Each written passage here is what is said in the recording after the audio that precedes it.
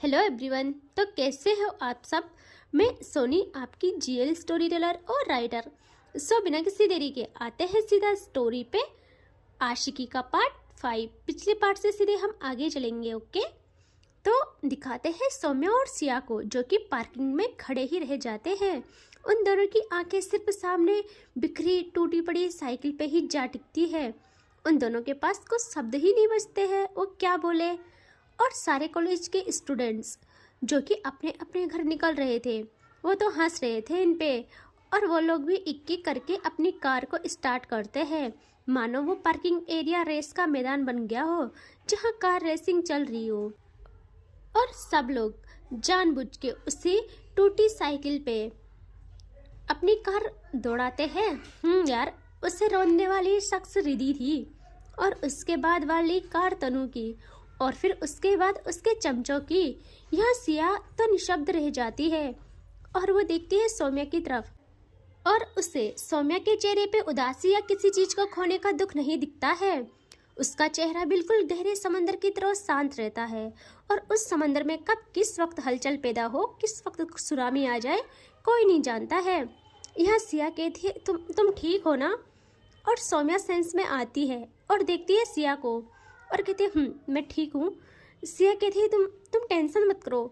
हाँ, बिल्कुल भी नहीं, मैं हूँ ना।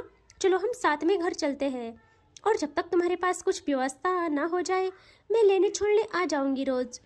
और वो मन में ही कहती है कि मैं चाहूँ तो तुम्हें दिलवा भी सकती हूँ, बट मुझे पता है तुम लोगे नहीं, और अगर मेरी बात तुम्हें बुरी लगी तो हमारी दोस्ती पे असर पड़ेगा, जो मैं बिल्कुल नहीं चाहती हूँ। और वो कहती है, चलो चलो ना प्लीज। यह सौम्या अब देखती है सिया को प्रॉपर और कहती है, शांत हो जाओ, तुम इतना घबरा क्यों जाती हो यार हर बात पे। देखो मैं ठीक हूँ, तुम जाओ अपने घर, और मेरा रूम यही पास में है, मैं चली जाऊँगी। सिया कहती है, रूम। यह सौम्या कहती है, अरे हाँ, मैंने तुम्हें बताया ही नहीं, मैं यहाँ से नहीं हूँ, यहाँ सिर्फ स्टडी के लिए आई हूँ। मैं अकेले रहती हूँ रूम लेके, और पता, पहली बार मैं अकेले रह रही हूँ लाइफ में, वरना मैं नहीं रही कभी। बट फ्यूचर का सवाल था यार। सिया कहती है, ओके मैं समझ सकती हूँ, सुनो ना, तो चलो ना मेरे साथ में। तो यहाँ पे सौम्या कहती है, प्लीज तुम समझो मेरी बात को, तुम जाओ, मैं चली जाऊँगी। और वो अपने गिटार को अच्छे से होल्ड करती है और सिया को बाय कह के वहाँ से निकल जाती है। यहाँ सिया ना बहुत परेशान हो जाती है कि वो क्या करे, बट वो क्या ही कर सकती थी। वो आ जाती है अपनी कार में और ड्राइवर कार स्टार्ट करता है। सिया कहती है, चलो जल्दी चलो।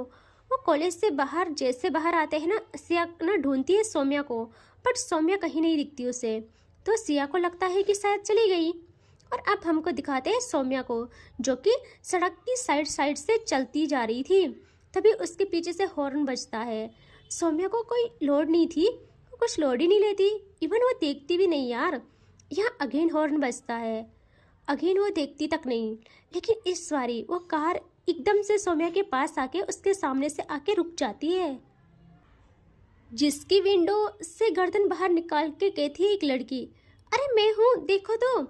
सौम्या उस आवाज़ पे स्माइल करती है और देखती है वहाँ, और कहती, तुम पागल हो, है ना।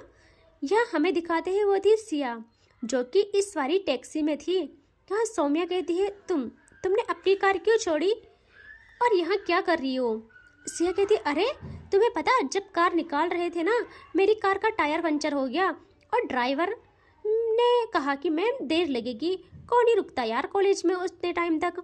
मैंने कहा मैं टैक्सी ले लेती हूँ, और तुम्हें देखा मैंने अभी। तुम्हारा रूम का रास्ता भी यहीं से है क्या, आओ ना साथ चलते हैं। सौम्या कहती है, सच्ची में। सिया कहती है, हाँ यार आओ जल्दी अब। तो सौम्या भी आके बैठ जाती है उसके साथ, और ये लोग आगे बढ़ते हैं अब। और हमें टैक्सी के पीछे एक कार दिखती है। वो सिया की थी, जो कि इनको फॉलो कर रही थी। पता चलता है सिया ने झूठ बोला था, और ये लोग आ जाते हैं एक बिल्डिंग के नीचे, जहाँ सौम्या कहती है, मेरी मंजिल तो आ गई। सिया थोड़ा बाहर देखती है और कहती है, यहाँ। सौम्या कहती है, 10 फ्लोर, चलो तुम्हें दिखा देती हूँ। सिया कहती है, नहीं नेक्स्ट टाइम, ओके। सौम्या कहती है, ओके एज यू विश। और वो बाइक एक वहाँ से चली जाती है। अब ऐसे ही इनका ये डे कट जाता है, और ऐसे ही अब होती है सुबह। And college time start. यहाँ सब लोग कॉलेज पहुँच गए थे और अब होती है सौम्या की एंट्री। और जैसे ही वो कैंपस में आती है, यहाँ वो नोटिस करती है कि सब लोग बस उसे ही देखे जा रहे थे, बट उसे कोई लोड नहीं होती। उसके सामने जैसे कोई कुछ है ही नहीं। वो आते हैं ऊपर सीढ़ियों से। यहाँ तभी उसके कानों में एक आवाज़ जाती है, सौम्या।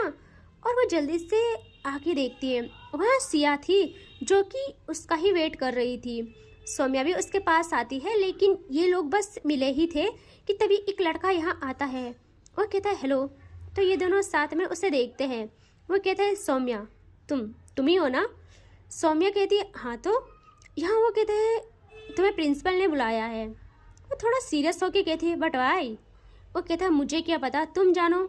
सौम्या कहती है ओके। एंड वो सिया को कहती है सिया तुम जाओ, हाँ मैं आती हूँ बस। सिया कहती है लेकिन क्यों बुलाया होगा, मैं भी आती हूँ ना। सौम्या कहती है कि अरे ज़्यादा मत सोचो, तुम जाओ, मैं आई बस। और वो वहाँ से प्रिंसिपल के रूम की तरफ बढ़ती है। और जैसे वो रूम के बाहर आती है, उसका हाथ डोर पे जाता है और उसकी उंगलियां हैंडल तक जाती है। बस एक क्लिक, जैसे ही डोर ओपन होता है वैसे ही बूम, ऊपर से एक पूरी बाल्टी ठंडे पानी की जिसमें बर्फ के स्लाइस तैर रहे थे, सीधा उसके सर, कंधों और पूरी बॉडी पे गिर जाता है एक सेकंड में। और सौम्या की बॉडी स्टिफ हो जाती है, उसकी सांस ना रुक सी जाती है। कोल्ड शॉक इतना बुरा कि आंखों के सामने बस वाइट फ्लैश सा रह जाता है। लेकिन सौम्या एक इंच भी नहीं हिलती, हाथ अभी भी हैंडल पे ही थे, ना चीख ना रिएक्ट। उसकी जो लाइन टाइट होती है और हाथ साइड पे क्लेंच होता है।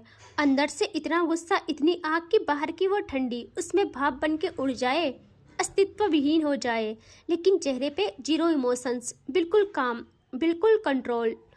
सिर्फ एक स्लो सा फेस वाइप करती है वो अपने हाथ से और अब भीगी पल के ऊपर उठाती है और हल्की सी डेविल मुस्कान के साथ कहती है क्यूट ट्रिक, अब मेरी टर्न होगी।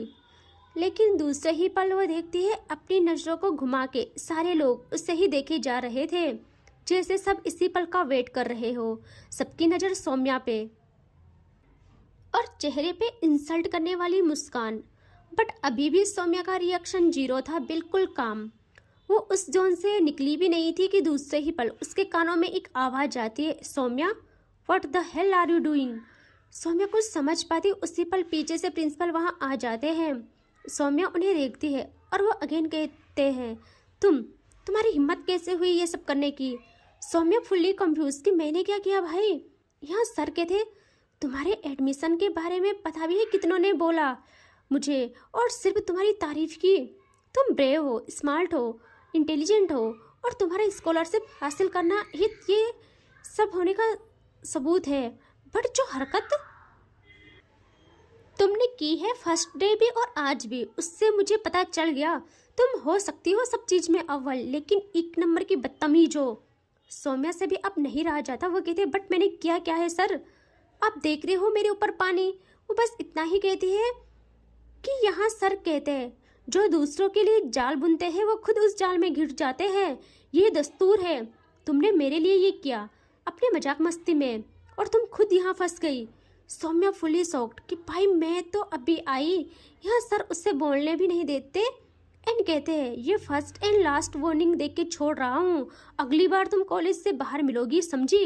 एंड हाँ, पनिशमेंट में जो ये पानी घेरा है इसको क्लीन करो अच्छे से, और कल जो क्लास में तुमने मैम को पेन से मारा था उसका भी ये बदला है, उसकी भी ये पनिशमेंट है, सो करो इसे।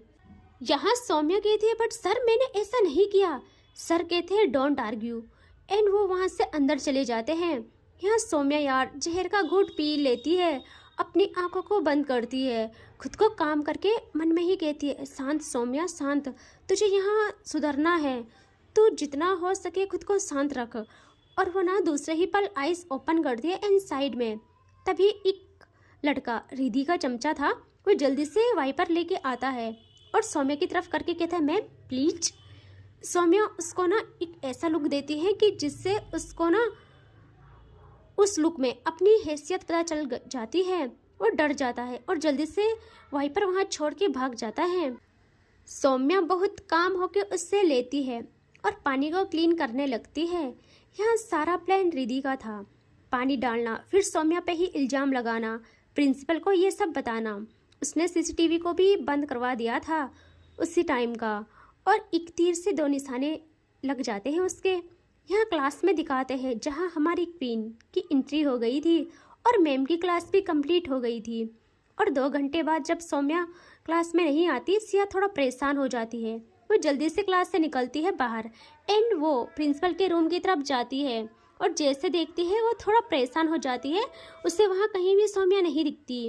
वो अपने कदम पीछे लेती है और कॉरिडोर से ग्राउंड में देखती है, और उससे ना वहाँ सौम्या भी दिख जाती है जो कि धूप में बैठी थी बेंच में। उसके कपड़े अब सूख गए थे, बाल बस हल्के हल्के गीले थे, गर्मी का टाइम था तो इसीलिए।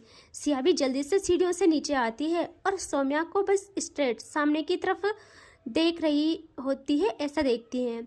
यहाँ सिया जल्दी से आके कहती है, तुम यहाँ हो, मैं कब से तुम्हें ढूंढ रही हूँ। सौम्या बिना देखे कहती है, तुम फिक्र मत करो, मैं ठीक हूँ, जाओ क्लास लो अपनी। सिया जल्दी से उसके पास बैठ के कहती है, क्या हुआ, हाँ बोलो, और ये बाल गीले कैसे हैं, सब ठीक है ना। सौम्या कहती है, मैं ठीक हूँ। सिया कहती है, ठीक है, अगर ऐसा है तो चलो ना, हमारी नेक्स्ट क्लास स्टार्ट होने वाली है। सौम्या कहती है, तुम जाओ, अभी मेरा मन नहीं है। सिया कहती है, अरे ऐसे कैसे मन नहीं है, चलो जल्दी, पता भी है कितनी इंपॉर्टेंट क्लास है, चलो यहाँ से। और वो सौम्या का हाथ पकड़ के जबरदस्ती उसे क्लास में ले जाती है, और डोर ओपन करके जैसे ये लोग अंदर जाते हैं वैसे ही सामने रिधि को दिखाते हैं जो बस इन्हें देखे जा रही थी। और जैसे ही सौम्या और रिधि की आंखें टकराती है, क्लासरूम बिल्कुल शांत था, सिर्फ पेज पलटने की हल्की सी आवाज आ रही थी।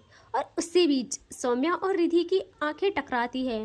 रिधि की आंखों में वो जीत का ठंडक भरा तमका था, जैसे वो बिना बोले कह रही हो, देखा मैं जीत गई और तुम कुछ नहीं कर पाओगी, ना आज ना फिर कभी बाद में। और वैसे भी अभी तो ये शुरुआत थी। उसकी गेज में एक स्लो स्माइल की गमराहट थी, वो सेटिस्फेक्शन जिसे देख के सामने वाले का खून खोल उठे, ऐसे वाला। और सौम्या, उसकी आंखों में आग नहीं तूफान था, एक ऐसी तपिश जो सीधे दिल को जला दे, जैसे आंखों में ही पूरा वॉर क्राई छुपा हो। नफरत नहीं, चुनौती कि दीदी तुझे अभी पता नहीं है मैं क्या हूँ, तुझे एक पल में जला सकती हूँ, और अब ये दो तरफा ना हो जाए, इससे पहले कदम पीछे ले ले।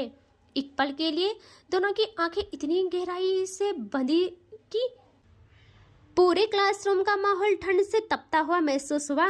ये आई कांटेक्ट ऐसा था कि अगर कोई तीसरा बंदा बीच में आ जाता तो या तो जल जाता या दोनों की इस साइलेंट फाइट की इंटेंसिटी से कांप जाता। दोनों की आंखों में शब्द नहीं थे, पर जंग शुरू हो चुकी थी। चाहे किसी ने सुना नहीं, पर महसूस सबने किया। और पहले आई कांटेक्ट ब्रेक करती है रिधि, मानो वो सौम्या को इस कदर भी ना समझती हो कि उसे देखे तक, इतनी वैल्यू तक नहीं हो सौम्या की उसकी नज़रों में। और रिधि हर किसी पे नज़र भी ना डाले, उसको ना वो किसी की इतनी औकात नहीं समझती थी। और ये बात सौम्या भी भांप जाती है, वो भी नजरें घुमा के अंदर बैठ जाती है क्लास में। और अब इनकी क्लास स्टार्ट होती है, और फिर कंप्लीट कुछ टाइम के बाद एंड होता है इनका लंच टाइम, जिसमें सब लोग जाते हैं लंच के लिए कैंटीन की तरफ। और सिया और सौम्या भी क्लास में थे। सिया कहते हैं, चलो ना हम भी चलते हैं। सौम्या कहती है, तुम जाओ यार, आज मेरा मन नहीं है। सिया कहती है, यार हो क्या गया है, हर चीज़ के लिए मना कर रही हो, मैं बोल रही हूँ ना चलो तो चलो। सौम्या कहती है, सच में यार प्लीज़। सिया कहती है, ओके वेट, मैं यही लाती हूँ कुछ खाने के लिए, वैसे भी 30 मिनट्स का ऑफ है और फिर मेरी फेवरेट सब्जेक्ट वाली क्लास स्टार्ट है, इतनी भूख नहीं लगी, मैं कुछ हल्का सा लाती हूँ। और वो उठने वाली होती है कि सौम्या बिया जेंटल उसका हाथ पकड़ के उसे बिठा देती है और कहती है, सुनो तुम रुको, मैं जाती हूँ, मैं लाती हूँ कुछ। सिया कहती है, हाँ सच्ची में। सौम्या कहती है, मुझी में। और हाँ, सुंदर लड़कियाँ काम करे मुझे पसंद नहीं है। और वो ना ये कह के वहाँ से चली जाती है। और यहाँ सिया हाई उसे इतना अच्छा लगता है कि क्या बोले। और आपको बता दो, सौम्या एक नंबर की फ्लर्टी इंसान है। अभी वो अपने रूप दिखा नहीं रही है उतने अच्छे तरीके से, बट लड़कियों को कैसे अच्छा फील कराते हैं उसको बखूबी आता है। बट सिया के साथ उसकी दोस्ती प्योर थी यार। और यहाँ कुछ टाइम बीत जाता है। सिया बस सौम्या का वेट कर रही थी, तभी उसके कानों में किसी की गॉसिप की आवाज़ आती है। एक लड़की कहती है, यार सौम्या की आज रिद्धि ने कैसी लगवाई ना अच्छे से। तभी दूसरी कहती है पहले ही समझाया था कि मत कर रिद्धि से दुश्मनी, अभी तो शुरुआत है। और सुना है दोनों कैंटीन की तरफ जा रहे हैं, वहाँ भी कुछ कांड होगा क्या। सिया जैसे सुनती है वो ना डर जाती है, घबरा जाती है, वो जल्दी से उठ जाती है और क्लास से कैंटीन की तरफ जाने लगती है। लेकिन वो कुछ कदम कॉरिडोर की तरफ गई ही थी कि उसके सामने एकदम से आ जाती है हमारी तनु, आंखों में गॉगल्स, चेहरे पे मुस्कान, हाथ बांधे हुए। और डर के मारे सिया के कदम ना रुक जाते हैं और तनु बहुत प्यार से अपनी बॉडी को स्ट्रेच करती है और फिर धीरे धीरे अपने गॉगल्स रिमूव करके देखती है सिया को। सिया कहती क्या क्या कर रहे हो आप, हटिए, मुझे जाने दे। तनु एक प्यारी स्माइल करती है और कहती है सिया जी मैं आपसे बस बात करना चाहती हूँ। सिया कहती है क्या क्या बात। हाँ, तनु कहती है जी वो ये बात कि हमने सुना है आपकी दोस्ती सोस्ती हो रही है आजकल किसी से।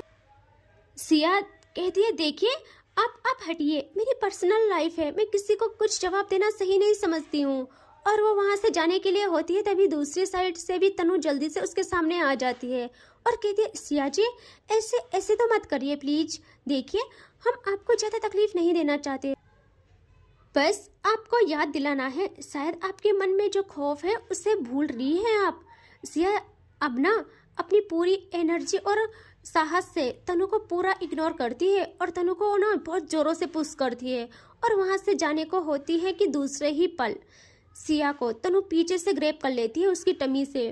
और भाई ये था कि यहाँ सिया की हालत खराब, वो इतनी डर जाती है कि वो फुल्ली चिल्लाना स्टार्ट करती है जोरों से, उसकी बॉडी कांपने लग जाती है। लेकिन दूसरे ही पल तनु जल्दी से सिया के मुंह पे अपना एक हाथ लगाती है और उसे ऐसे ही ग्रैब करके साइड वाले रूम में उठा के ले जाती है और करती है डोर लॉक। यहाँ सिया घबराई सी सहमी सी रह जाती है, वो कहती है आप प्लीज मुझे जाने दे प्लीज। उसके आंखों से आंसू आने स्टार्ट हो जाते हैं। यह तनु गुस्से में भी थी और वो ना वहाँ से एक चेयर खींचती है, वो क्लासरूम खाली था, वहाँ कोई क्लास नहीं चलती थी। वो एक चेयर खींच के बिल्कुल सिया के बिल्कुल सामने बैठ जाती है। सिया भी एक चेयर में बैठी थी डर के मारे। यहाँ तनु कहती है नहीं करना चाहिए था, धक्का नहीं देना चाहिए था यार तुम्हें, यार वहाँ देखा नहीं तुमने, और लोग भी देख रहे थे, क्या हो जाता अगर मुझसे बात कर लेती तुम, तो क्या हो जाता बताओ। लेकिन नहीं, तुमने वहाँ धक्का देना था, सब क्या सोचते अगर मैं ये ना करती तो। मेरा खौफ खत्म हो जाता यार। और मुझे पता है तुम में ये हिम्मत कहाँ से आई है, उस कल की आई लड़की से, है ना यार। जैसे तुम बगावत पे उतरी हो ऐसे पूरा कॉलेज उतर जाएगा, तो उसको तो उसकी औकात बतानी बनती है ना। अभी उससे पता नहीं है उसने किससे पंगा लिया है। और तुम्हें मैं और रिद्धि बस इतना समझाना चाहते हैं कि उसके साथ रहोगी तो तुमको भी पछताना पड़ेगा, सो टाइम है, समझ जाओ। यहाँ सिया कहती है देखिए मुझे पता है कौन कैसा है और ये मेरी लाइफ है, मेरी जो मर्जी मैं करूँ, और आप समझते क्या हो खुद को। मुझे ऐसी गुंडागर्दी पसंद नहीं है, समझे, मुझे जाने दे वरना मेरे पापा। तनु कहती है फिर पापा, यार तुम बस अपने पापा के दम से ही उछलती हो क्या। लेकिन जो मर्जी करो, बस अभी तो तुम्हें नहीं जाने दूंगी मैं, तब तक रिद्धि उसे उसकी औकात बता देगी, फिर तुम्हें छोड़ूंगी। यहाँ आते हैं सौम्या पे, जो कि हाथों में खाने के पैकेट लिए आ रही थी क्लास में। लेकिन जैसे वो आती है कॉरिडोर में उसकी नज़र ज़मीन पे पड़ जाती है, जहाँ उसे सिया का चश्मा दिख जाता है। जब तनु ने उसे ग्रैब किया था ज़बरदस्ती तो वो नीचे गिर गया था। यहाँ सौम्या का माथा घूम जाता है, वो जल्दी से झुक के उसे उठा देती है और देखती है उसे और कहती है सिया कभी चश्मे के बगैर नहीं रहती, और ये यहाँ कैसे। वो तो क्लास में, और वो ये सोचते सोचते ना क्लास में भागती है और एक झटके के साथ डोर ओपन करती है और देखती है अंदर सिया नहीं, और वो ना सब समझ जाती है और गुस्से में देखती है रिद्धि की तरफ। यहाँ रिद्धि लाइक का क्वीन टिक्के अपनी सीट पे बैठी थी, चेहरे पे एक घमंडी मुस्कान लिए, नजरें बिल्कुल सामने। और उसी पल उसकी टेबल में बहुत जोर से सौम्या अपने हाथ रखती है, इतना पावरफुल था कि क्लास का सारा क्राउड शांत हो जाता है, सब फ्रीज कि भाई अब होगा मौत का तांडव, मत कर यार मत कर। और अब दूसरी बार दोनों आमने सामने होते हैं और रिद्धि अपनी आंखें जमाती है सौम्या के आंखों पे और चेहरे पे सिर्फ एक घमंड और विनर वाली छवि। यहाँ सौम्या की आंखों में एक बारी ना इतनी आग थी कि क्या बोलूं। वो भी आग में ना आंखें जमाती है और हाथ टेबल में टिका के सामने रिधि के देखती है। यार रिधि कहती है ये क्या बदतमीजी है, अपनी हैसियत मत भूलो, ठीक है, अपनी हैसियत में रहा करो। तुमको शायद पता नहीं, मैं औकात बताने में एक सेकंड नहीं लगाती सामने वाले की, और आज जो वेलकम हुआ भूल गई क्या उससे। यहाँ सौम्या जीरो एक्सप्रेशन के साथ बस इतना कहती है, सिया कहाँ है। रिधि भी गरज के कहती है, तुम्हारे जैसे लोगों पे मैं इतना टाइम वेस्ट नहीं करती अपना, मेरे लेवल तक आने में लोगों की जिंदगी निकल जाती है, और तुम मेरे सामने खड़ी हो। तुम मेरे सामने खड़ी हो रही हो, मूव अवे राइट नाउ। यहाँ सौम्या अगेन ऐसे ही पोजीशन में अपनी आईज क्लोज करती है और लंबी सांस लेती है और छोड़ती है, और दूसरे ही पल खुद अपने कदम पीछे ले लेती है और रिधि को पलट के भी नहीं देखती, ना कुछ कहती है, और वहाँ से चली जाती है, वहाँ उस रूम से बाहर चली जाती है। यहाँ रिधि हाय, उससे इतना सुकून मिलता है, इतना सेटिस्फेक्शन मिलता है कि क्या बोले।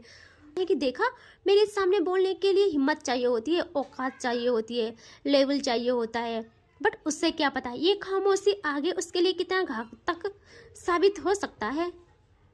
एंड इससे आगे देखेंगे नेक्स्ट पार्ट में, ठीक है। Take care, bye bye.